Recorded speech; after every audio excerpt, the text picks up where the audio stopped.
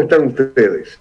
Hoy, como todos los días, de lunes a jueves, tenemos el otro enfoque con Darío Cuba, con Guarionex Luperón y con Tito Olivo. Hasta entrado un poco más el mes de enero, va a estar Tito Olivo solamente con ustedes. Porque lo que llega Guarionex desde Manzanillo, pues para integrarlo y comenzar a hacer una nueva propuesta y hacer los programas que estamos acostumbrados a hacer. Estamos diligenciando poder montar varios programas muy buenos para este año. Vendrán grandes sorpresas. Vamos a salir fuera del país. Nosotros vamos a estar en Venezuela, pero yo también iré a la toma de posesión de la presidenta Xiomara Castro en Honduras. Y desde allá vamos a ver qué tipo de programas podemos realizar que vaya en beneficio de todos nuestros amigos televidentes. Nuestra propuesta, nuestro programa, todos los días a las 9 de la noche, colocando en su dispositivo electrónico cananga.tv, sea una televisión inteligente, una laptop, una tablet, un celular inteligente, lo que sea. Usted lo puede ver en República Dominicana a las 9 de la noche directamente, pero también nos puede ver si está en Estados Unidos, si está en Inglaterra, si está en Libia, si está en Siria, si está en Honduras, si está en El Salvador, donde usted esté. Usted solamente escribe cananga.tv y va a recibir nuestra propuesta. Si usted no puede entrar a las 9 de la noche, entonces usted entra y se registra en el otro enfoque con Darío Cuba en YouTube y le da la campanita para estar recibiendo todas las propuestas que nosotros hacemos. Le pedimos que si le agrada el contenido, que es el tema de la inflación. Ayer hablábamos del tapering y cómo esto puede afectar la economía. Pero dentro de ese tapering hay un proceso de inflación que se está dando en la economía y vamos a ver cómo una economía dependiente básicamente de importaciones para su industria, esto puede afectar. Nos vamos a un corte y cuando regresemos vamos a hablar de la inflación y cómo esta se está presentando en la economía nacional.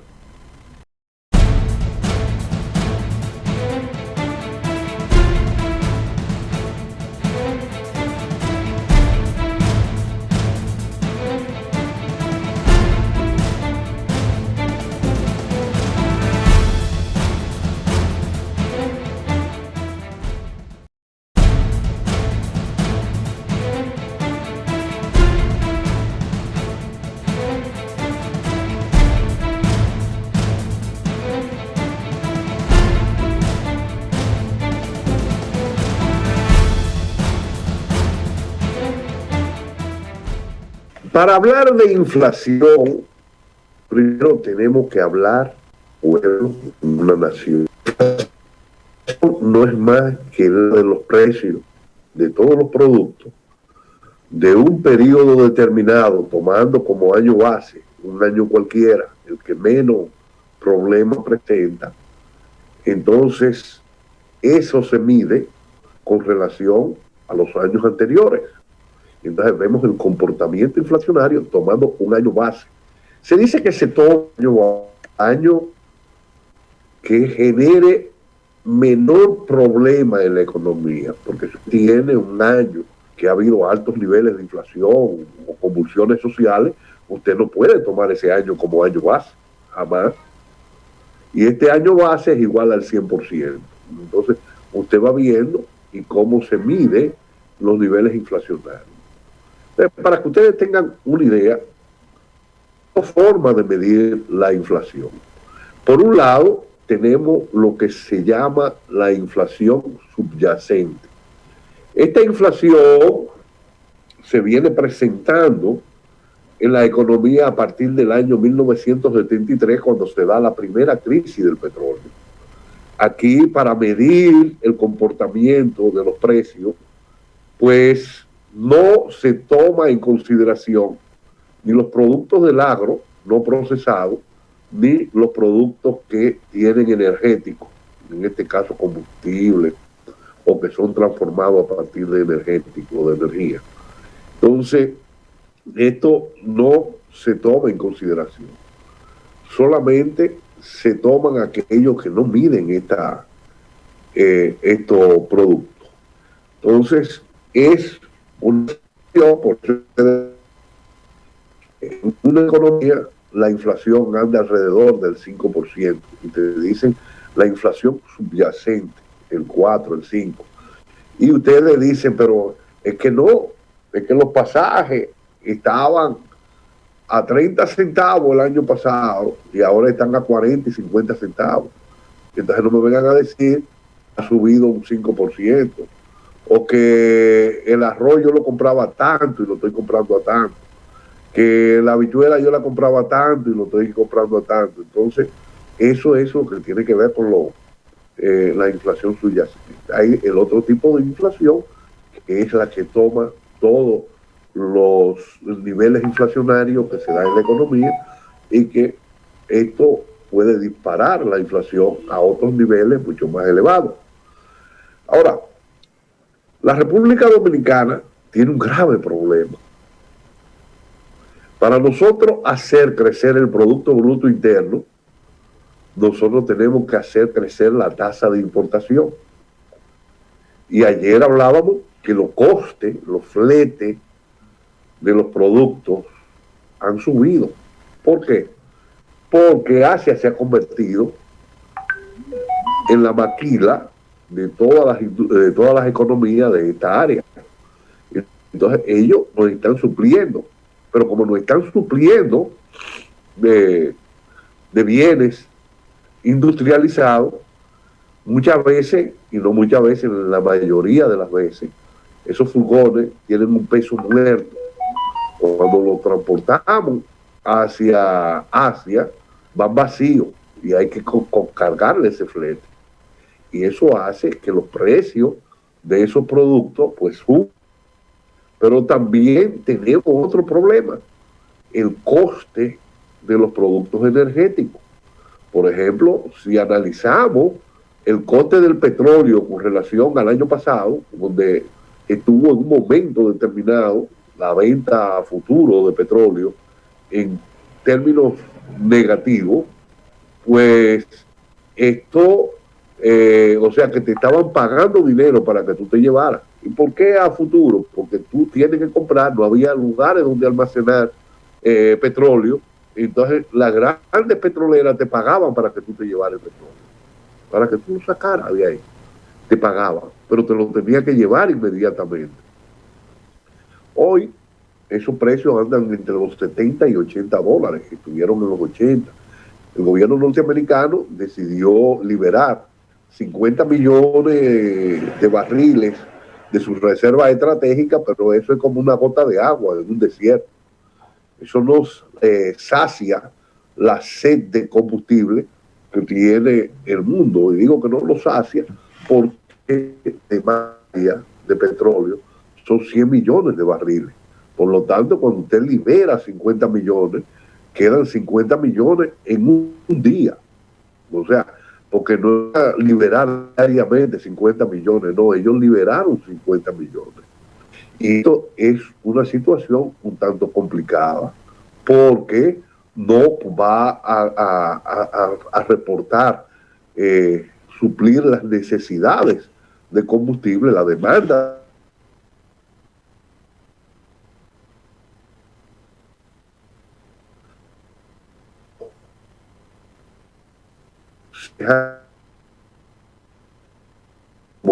como dice Joaquín Sabina, te digo la otra. Si esta cepa Omicron demuestra alguna letalidad, porque es más agresiva en la contaminación de la gente. Pero en cuanto a la agresividad que tenía el COVID-19 inicialmente, no es tan agresiva, pero si esto desarrolla esa agresividad y hay que cerrar las economías, pues los precios de los carburantes van a caer, porque no va a haber. Entonces, como decíamos, ¿qué es el Producto Bruto Interno? Para que ustedes entiendan y vean lo que es la inflación y cómo esta se maneja. Es la producción de bienes y servicios al interior de una economía medidos en términos monetarios. Ahora, cuando usted lo mide en términos monetarios, usted hace inferencia a los años anteriores y ve cuál es el comportamiento de los precios. Para un gobierno nuevo que ha llegado, como es el del presidente Luis Abinader, es un tanto complicado, porque hay dos visiones que se enfrentan al interior del gobierno. Una visión representada por Vicky Seara, que es una visión keynesiana, talequiana, donde entiende que el Estado debe intervenir en la economía, y por otra visión manejada por los actores del Banco Central, donde entiende que la economía, el Estado no debe intervenir y que esto hay que dejar hacer y dejar pasar. Esto plantea una dinámica, y plantea una dinámica porque estos actores neoliberales plantean reducir el déficit fiscal y van a presionar por una reducción del déficit fiscal a través de los impuestos al consumo. ¿Y cuáles son los impuestos al consumo? Los impuestos al consumo es el ITEVI, el selectivo al consumo y el selectivo a los combustibles. O sea, el selectivo a los alcoholes y cigarrillos y el selectivo a los combustibles. Si estos impuestos se elevan, esto va a crear una situación muy seria con relación a la población de menores ingresos. Esto hará que los niveles de desigualdades sociales se expandan y que estos niveles de desigualdades sociales traigan como consecuencia enfrentamientos sociales. Porque una persona que gana 10,000 pesos o gana 8,000 pesos mensuales, tú le grabas todo lo que va a consumir, pues el 100% de sus ingresos queda grabado y lo que él tiene que coger prestado para seguir consumiendo, porque esa cantidad de dinero no suple todas las necesidades que él necesita para poder mantenerse, van a quedar grabados. Entonces, aquí hay que darle la vuelta a la cosa. Hay toda una visión internacional planteando los impuestos al gran capital, principalmente a las empresas tecnológicas. Esta visión se enfrenta al neoliberalismo que ya hemos explicado, que se inició en la década de los 70 por medio de golpe de Estado, pero que después fue profundizado en la década de los 80 y los 90 a través del consenso de Washington.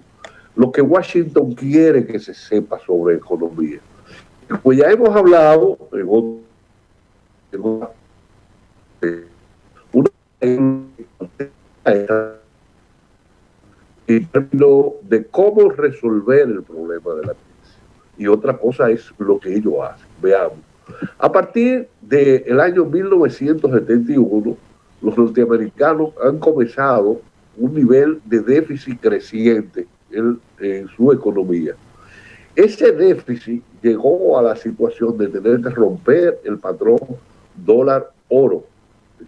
Hemos dicho que en Bretton Woods se estableció que por cada 35 dólares que emitían los norteamericanos debían tener una onza de oro en la Reserva Federal. Nixon, el 15 de agosto del año 1971, dio un discurso y dijo que ellos no tenían esa cantidad.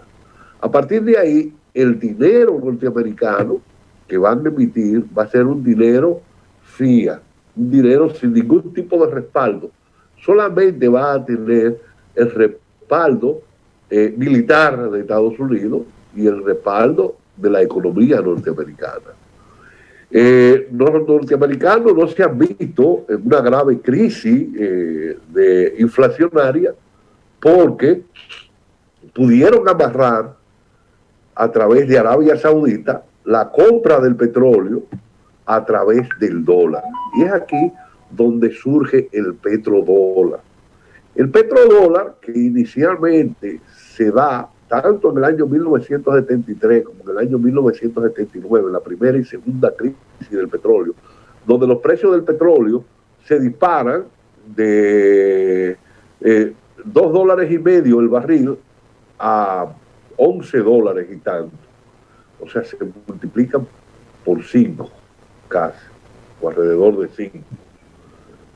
Pero cuando se da, eso es cuando la guerra del Yom Kippur, los árabes ponen sanciones a las empresas o a los gobiernos que han apoyado a los Estados Unidos, a Israel, en la guerra del Yom Kippur. Y dentro de eso estaba Estados Unidos y eso dispara los costes productivos. Me excusan. Los costes productivos por el lado de la oferta. Entonces ellos tratan de resolver todo por el lado de la oferta. Recuérdense que Keynes siempre planteaba resolver ese problema por el lado de la demanda. Y por eso el modelo keynesiano se conoce como el modelo de la demanda inducida. Que hay que ver si ese modelo puede seguir impulsándose. Porque también hay que analizar lo que más llamaba capital productivo y capital improductivo, tanto desde el área productiva empresarial como desde el Estado, y cómo esto afecta a la productividad global en una nación. Entonces, ¿hasta dónde tú puedes manejar esta situación? Keynes planteaba para esta situación que el Estado tenía que intervenir por dos formas. Por un lado, elevando la tasa de interés cuando la economía comenzaba a dar visos de incremento de inflación, y es por eso que ustedes ven que el Banco Central ha elevado la tasa de interés en un momento determinado. Entonces, usted puede ver que el Banco Central eleva la tasa de interés. ¿Y para qué eleva la tasa de interés? Para reducir la demanda efectiva. ¿Y qué es la demanda efectiva? Porque es para analizarlo en todo su contexto. La demanda efectiva es lo que usted efectivamente está demandando. Vamos a suponer, todos queremos, como lo decía Miki cuando nos daba desarrollo económico en los 70, finales de los 70, en la Universidad Autónoma de Santo Domingo, todos queremos tener un Lamborghini, un Mercedes-Benz, una cosa, pero efectivamente los que tienen esos ingresos pueden tener ese nivel de vida. Si usted no tiene ese nivel de ingreso, usted no está demandando ese producto. Y así, entonces, hay otros productos. Por eso se divide la demanda en estos países en bienes salarios, que son los bienes que nosotros utilizamos para reproducirlo en términos económicos, alimentarlo, y ahí es la capa baja de la población que consume esos bienes salarios. Y ahí es donde Kalecki planteaba la economía diciendo que el consumo en los países de menos nivel de desarrollo era de bienes salarios. Por lo tanto, eran bienes industriales, agrícolas que se producían al interior de la economía. Ahora, ¿qué pasa en una economía dependiente del exterior como la República Dominicana?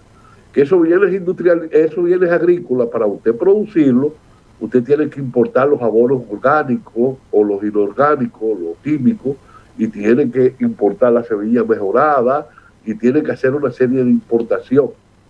Por lo tanto, para usted hacer crecer la producción agrícola, usted tiene que hacer crecer las importaciones. Y eso afecta también la economía porque hay que buscar más dólares para importar. Y cuando se escasea el dólar, entonces eso genera inflación. ¿Por qué? Porque cuando se dispara la tasa del dólar, usted va a tener que los precios de los combustibles van a venir dados por la tasa de cambio más el precio que cuesta el petróleo internacionalmente, más los fletes y los impuestos aduanales que hay que pagar. Entonces, muchas veces la gente habla y dice, no, que los precios se dispararon y el petróleo está al mismo precio. No está al mismo precio el petróleo, porque cuando tú tienes que buscar más peso para comprar dólares, entonces ya tú tienes un grave problema. Entonces ahí se da eso que Kalecki planteaba, que en estos países de menores niveles de desarrollo, pues cuando tú inyectas dinero en la parte más baja de la economía, se crea un dinamismo porque están demandando productos al interior de la economía y eso crea un dinamismo económico. Ahora, cuando tú compras productos industriales, como es el caso de los industriales que compran maquinaria, nuestra economía no produce maquinaria en gran medida. Puede producir una o dos cosas, pero las maquinarias son importadas. Entonces, cuando tú importas la maquinaria, ese consumo del capitalista es un consumo importado. Pero además, cuando tú compras un carro, nosotros no producimos carro, o un yate o un avión, que es el consumo mayormente del capitalista, de los grandes capitales, pues ya tú estás importando también. Entonces ahí se plantea una disyuntiva, hacia dónde dirigimos los esfuerzos para dinamizar la economía, sí, para beneficiar ese gran capital que en muchos de los casos llega a nuestra nación, gran capital transnacional, que se queda aquí sin pagar impuestos, porque se le eliminó el impuesto sobre la renta. Se le quitan las exenciones fiscales, pero también arancelarias. Muchas de esas empresas se les devuelve lo que ellos pagan en combustible para su vehículo y para utilizarlo en las plantas eléctricas que tienen para brindar servicios eléctricos para ellos hacer. Pero además los salarios son muy bajos. Entonces no permiten una tasa de acumulación de capital que permita esa acumulación, el desarrollo de la economía. Como no permite esa acumulación de capital, pues nuestras economías siempre viven con un sobreendeudamiento, que hoy no se está manifestando solamente en las economías de menores niveles de desarrollo como la nuestra, que ha pasado de unos 3.000 millones de dólares en el 2000 alrededor de 50.000 millones ahora a principios del 22, 40 y pico, casi 50.000 millones de dólares. Y que aunque ha bajado la composición del Producto Bruto Interno con relación a la deuda, y por qué se hace esa composición dividiendo la deuda entre los bienes y servicios producidos al interior de la economía, pues es sencillo. Usted paga lo que produce. Entonces, si usted paga con lo que produce, hay que ver cuál es el coeficiente que usted tiene, si es un 60 o un 70, en la medida que usted va incrementando ese coeficiente. Estados Unidos anda alrededor de un 100%, pero ellos le dan mente a eso. El techo de la deuda de Estados Unidos es 28.5 billones de dólares, billones, trillones para Estados Unidos, porque ellos, el billón es 1.000, pero son trillones. Para nosotros los latinos, pues es billones de dólares. Y un billón es un millón de billones.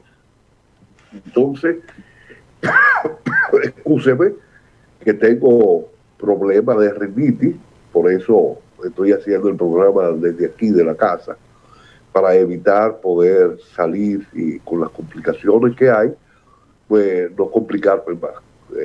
Entonces, esa situación hace que nuestras economías pues dependan en gran medida del exterior. Y se nos ha asignado entonces a nosotros turismo y zona franca, con bajos niveles salariales. Yo me río, un amigo, Miguel Recio, amigo de larga data, que aunque tenemos dos visiones enfrentadas en términos económicos y en términos políticos, somos muy buenos amigos. Y nunca usted verá de mi parte una ofensa hacia Miguel Recio, pero nunca yo voy a esperar de Miguel Recio una ofensa de parte de él. Discutimos hasta la saciedad, o sea, discutimos cada uno con su verdad. Y yo le decía, porque él me decía que por qué yo no impulso el desarrollo de las economías nórdicas a la República Dominicana. Y es muy sencillo.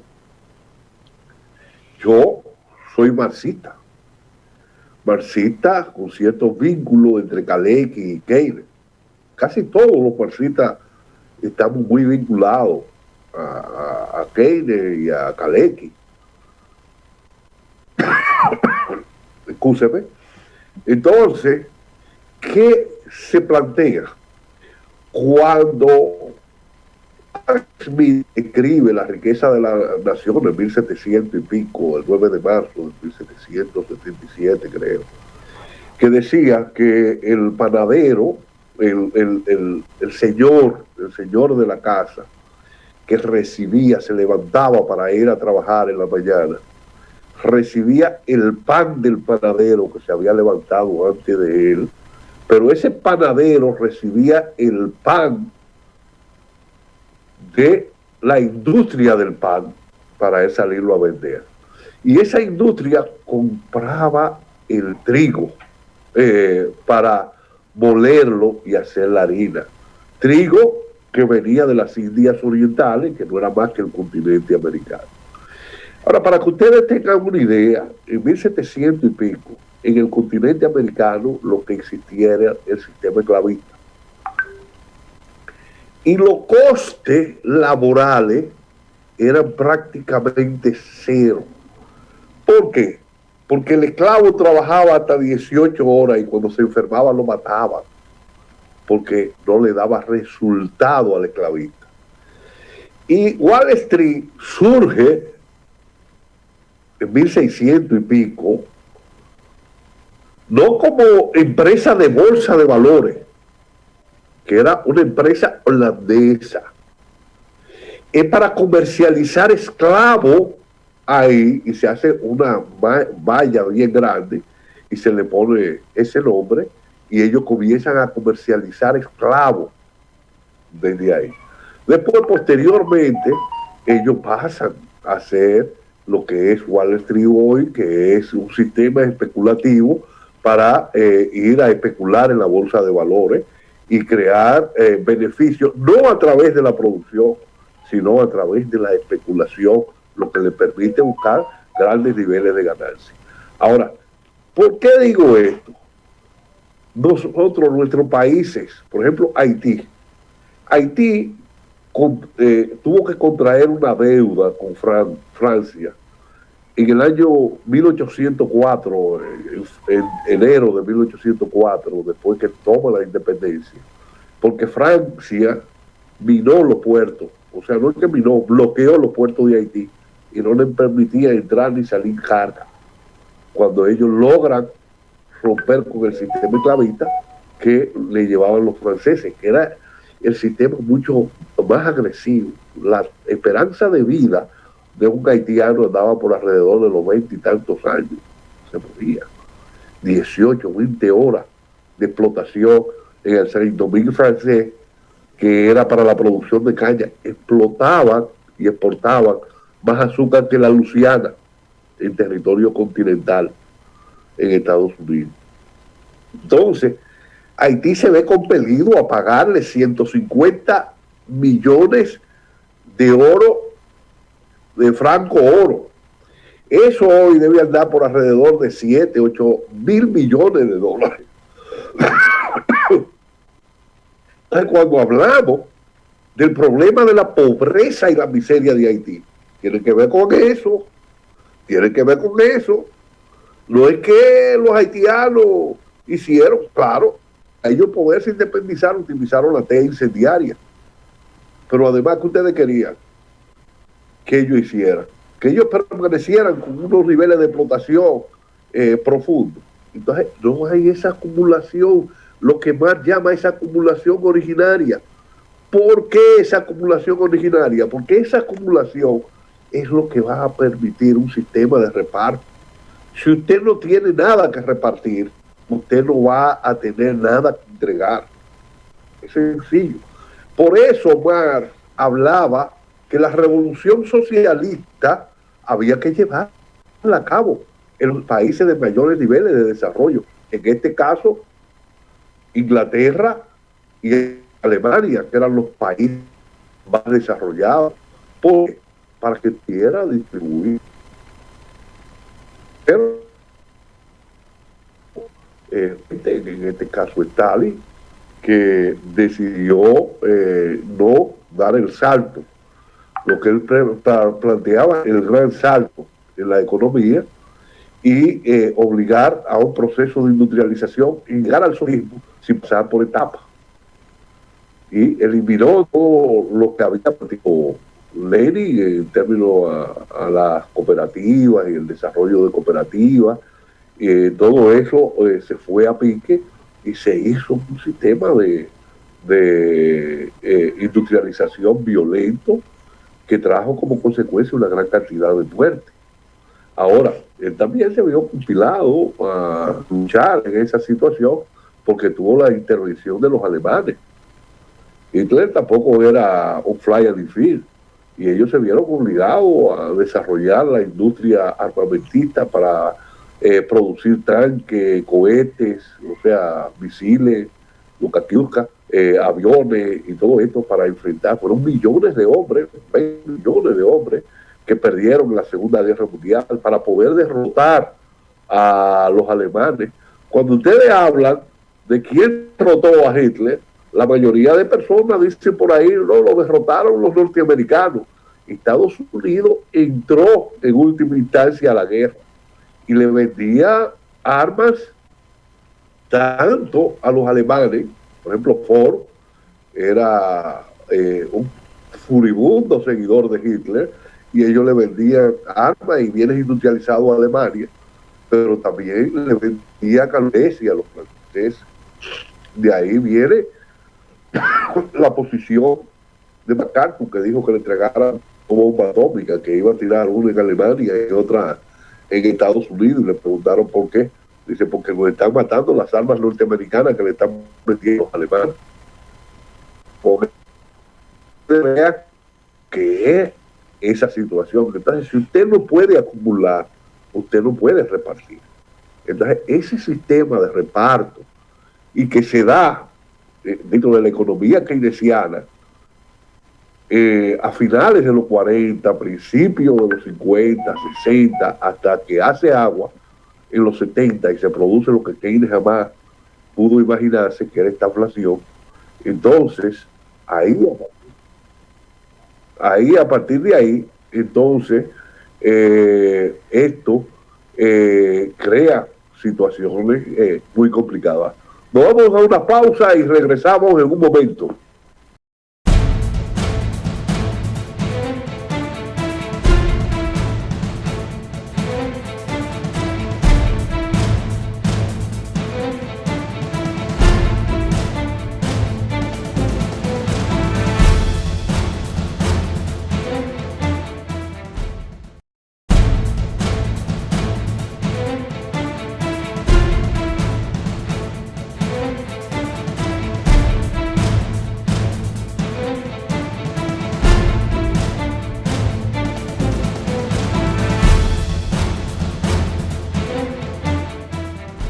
Hemos hablado del proceso inflacionario, de cómo este incide en la economía, pero además también queremos decirle que usted de lunes a jueves puede ingresar a las 9 de la noche en el otro enfoque con Darío Cuba, Tito Ligo y Guariones Luperón. Usted en su tablet, computadora o el celular inteligente, lo que sea, usted registra el otro enfoque con Darío Cuba y usted lo va a recibir nuestra propuesta a donde quiera que usted esté. Entonces, si usted no lo puede ver a esa hora, usted se registra en YouTube y va a estar recibiendo propuestas nuestras a la hora que usted lo pueda ver. Le vamos a pedir que si le gusta, usted lo comparta en sus redes de relacionados y sus redes sociales, pero también le dé un me gusta y si puede hablar, puede decir algo que sea interesante para nosotros seguir profundizando con nuevas propuestas, pues hágalo, no se pierda. Hablábamos de la economía keynesiana, de cómo la economía keynesiana hace agua en la década de los 70 y cómo se implanta ese modelo neoliberal y cómo no nos permite. Hasta los 70 nosotros habíamos sido asignados como exportadores de mano de materia prima barata. Usted va y entra a las venas abiertas de América Latina y va a entrar y va a ver. Nosotros exportábamos café, cacao, todo en bruto, así como oro, plata, cobre, pero en bruto.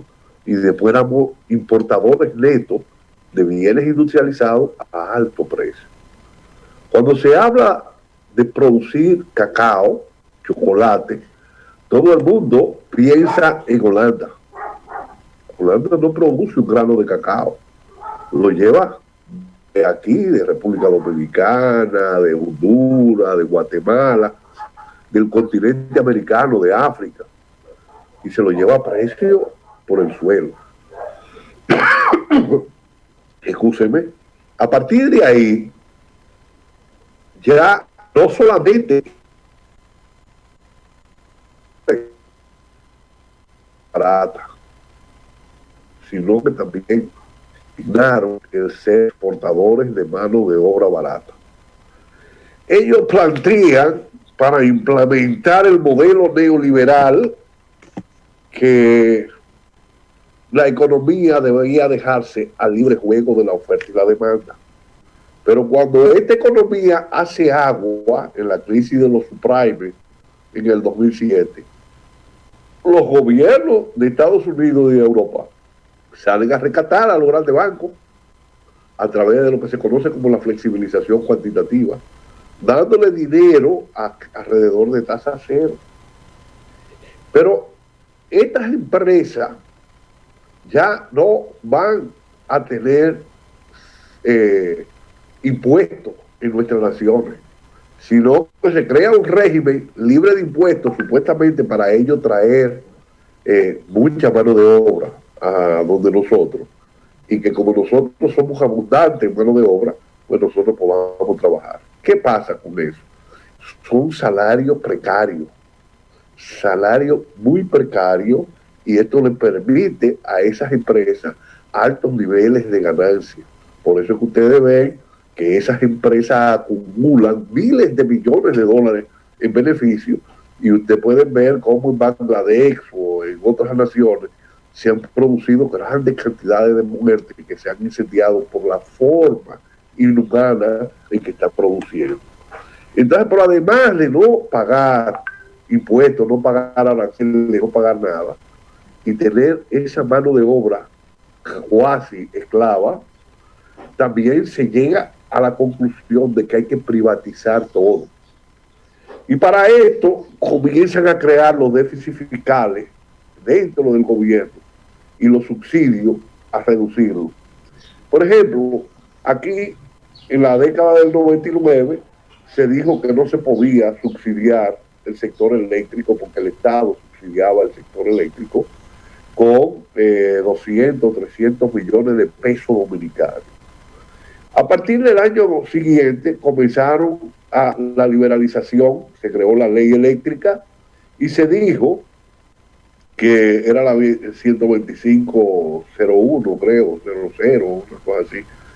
Se decía que los apagones, cuando los recibiéramos, las empresas generadoras las iban a pagar. Se privatizó también el sector de las pensiones. y todo se fue a un proceso de privatización, el CEA, todo. Y ya había un proceso, porque muchas veces se dice, no, que Lionel, ese proceso comenzó aquí en el año 1984 con la firma del acuerdo de stand-by con el Fondo Monetario Internacional y que trajo la poblada de abril de 1984 y que se profundizó con Balaguer cuando Balaguer quebró la CDA y comenzó a reducir los subsidios que se le daban y a llenar las empresas del Estado de trabajadores, y esto comenzó a incrementar y no se podía dar los subsidios. Ahora, ¿qué pasó a partir de ahí? Bueno, que esto pues, es muy sencillo. El gobierno comienza a subsidiar a las empresas generadoras y distribuidoras, no distribuidoras, la generadora, y también aquellas que cobraban, como la sede de de Norte y Edesur, y comienza a subsidiarlo.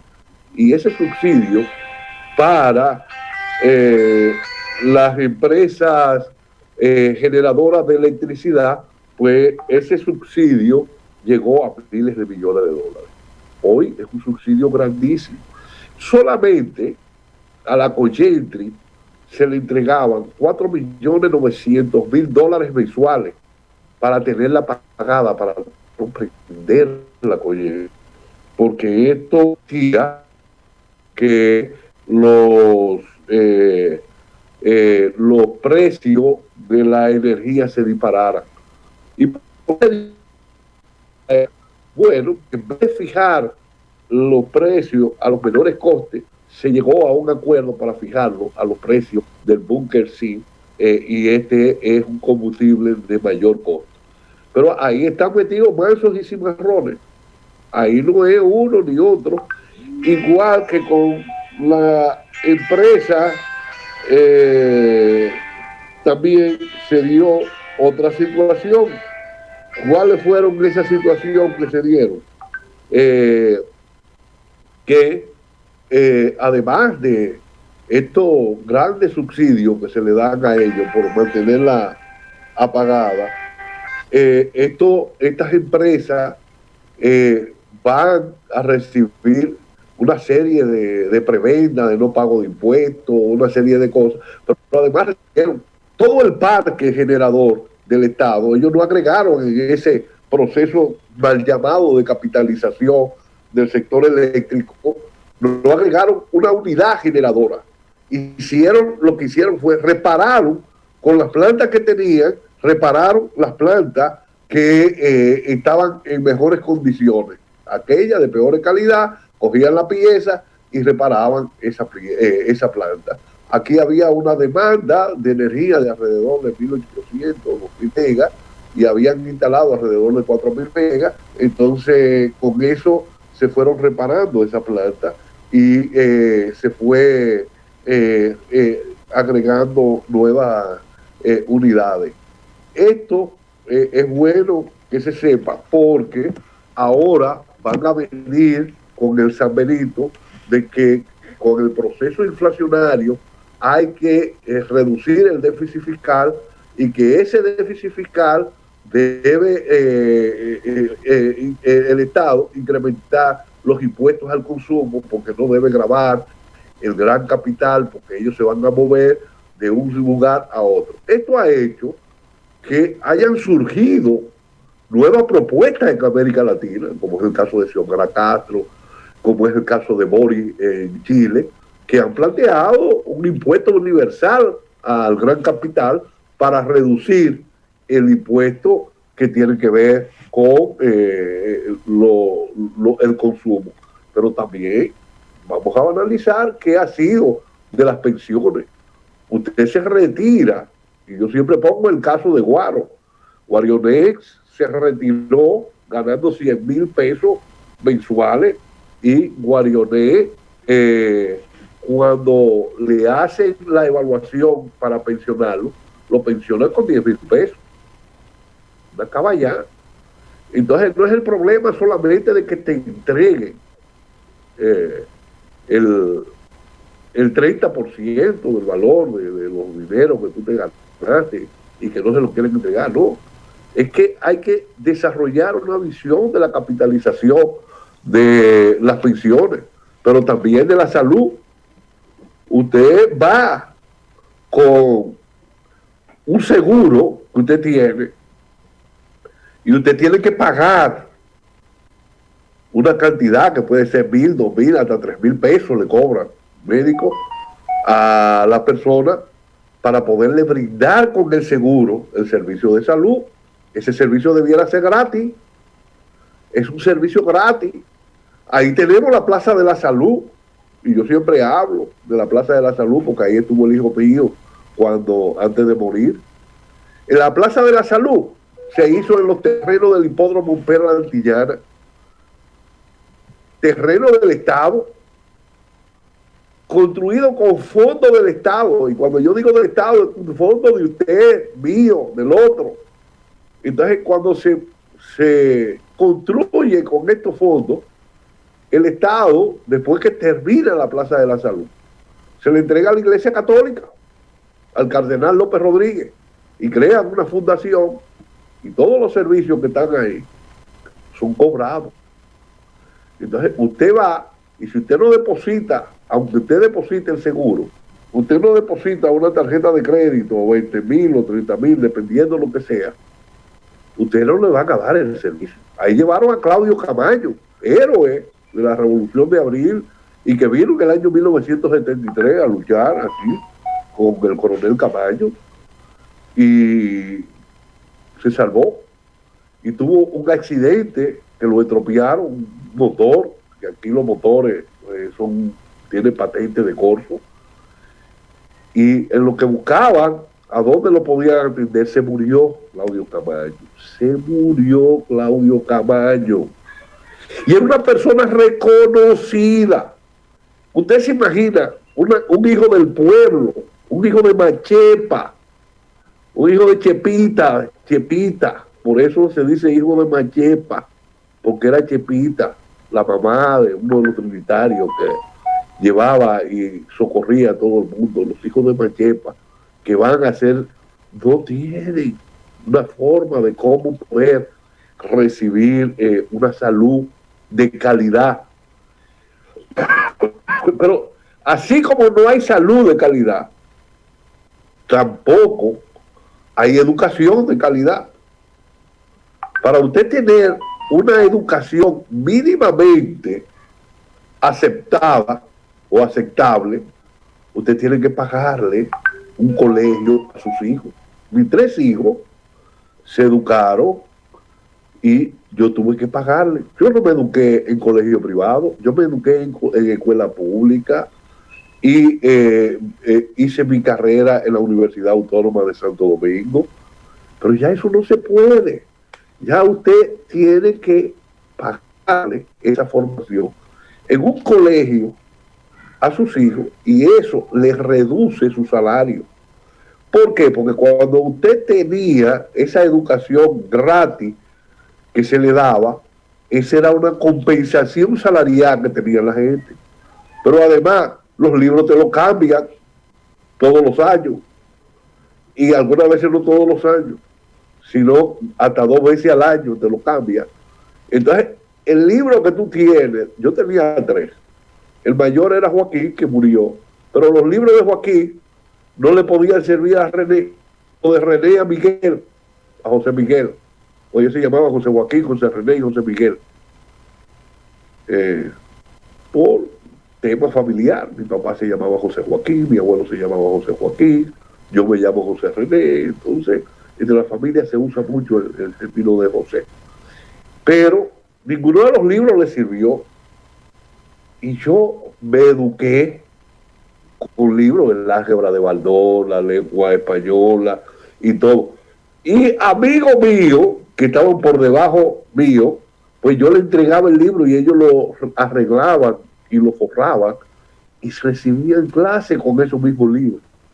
Y esos libros se iban pasando de mano en mano y de tiempo en tiempo, inclusive la reglaté, todas esas cosas. Yo tenía un amigo que murió Virgilio, que lo que fue el álgebra de Baldor y la regla T, yo se la presté cuando ya él estaba en el bachillerato. Y él llegó a la universidad y me dijo, yo tengo de tu regla T aquí, pero tú no estás estudiando ingeniería, yo estoy estudiando ingeniería eléctrica, entonces la necesito. Y yo, bueno, úsala. Y estamos buscando la misma álgebra de Baldor para el tema de los cálculos. Ya eso no se puede. Eso es una quimera. Entonces, eso afecta a los trabajadores y trabajadoras, porque tienen que buscar mucho más recursos para poder dar este servicio. Vamos a llegar ya al final de este programa, que traté de hacerlo corto por la situación que me embarca a mí, con el problema de la rinitis. Como ustedes pueden escuchar, no puedo hablar bien, estoy falloso, pero ese tema a mí me apasiona y entonces me extiendo, aunque no pueda extenderme. Este programa usted lo va a ver de lunes a jueves a las 9 de la noche, lo puede compartir con su red de relacionados a través de YouTube. Usted va a recibir nuestra propuesta todos los días y nosotros queremos que usted lo haga saber si le ha gustado o no le ha gustado y cuál es la visión que ustedes tienen, cuáles son los criterios con nosotros. Pues usted no puede estar de acuerdo con todo lo que nosotros decimos, usted tiene que también tener su visión, y me encanta eso canta de Miguel Recio. Nosotros no discutimos, y él tiene su visión y yo tengo mi visión y nos respetamos. Muchas gracias y hasta mañana.